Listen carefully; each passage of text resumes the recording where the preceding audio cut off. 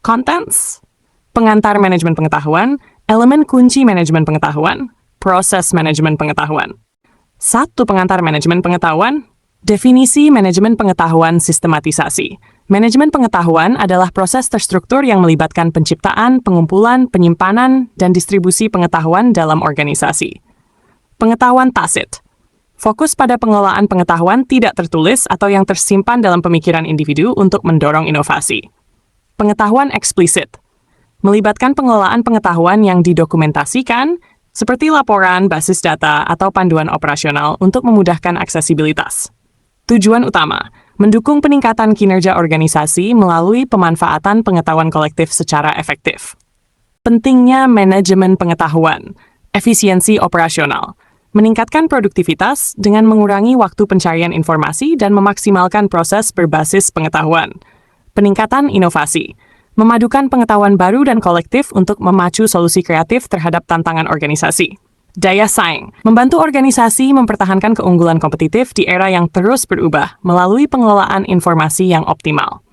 Adaptasi bisnis, memberikan fleksibilitas kepada organisasi dalam menghadapi perubahan lingkungan bisnis yang dinamis. Perkembangan sejarah. 1.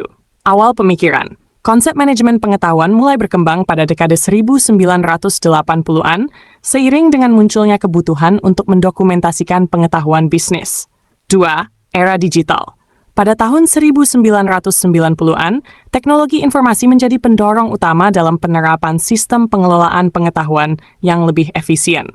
3. Pendekatan modern. Saat ini, manajemen pengetahuan berkembang dengan memanfaatkan alat seperti Artificial Intelligence, AI, dan sistem Big Data untuk analisis data lebih kompleks. 4.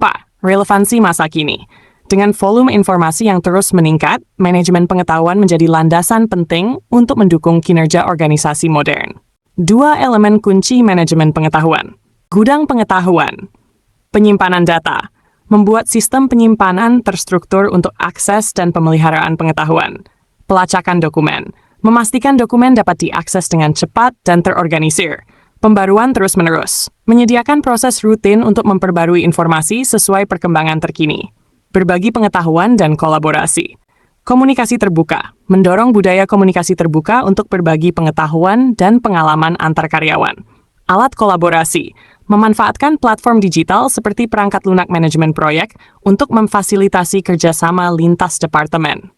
Pengakuan berbagi, memberikan insentif atau penghargaan untuk memotivasi karyawan agar lebih aktif berbagi ide dan pengetahuan mereka.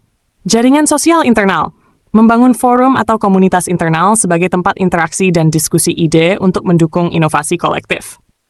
Pemetaan pengetahuan. 1. Identifikasi pengetahuan kritis.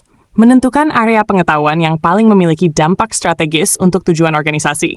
2. Visualisasi data. Membuat alat pemetaan seperti diagram atau dashboard untuk menyajikan pengetahuan secara jelas dan mudah dipahami.